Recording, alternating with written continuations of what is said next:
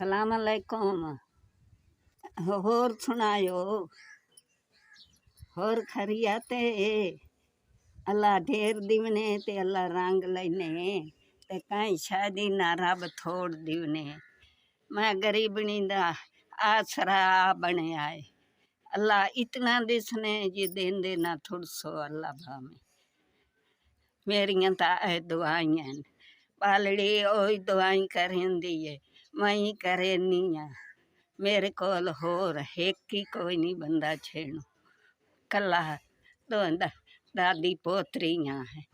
अल्लाह दी जात इतना देवी जी अल्लाह रंग लेने ते कहीं शादी न थोड़ दिवने तीमे ते दवाइयां लवा तो ठीक हो जाती है जी ना लवा तो उन्ने दी उन्ने होए कोई ताम अल्लाह वास्ते करो।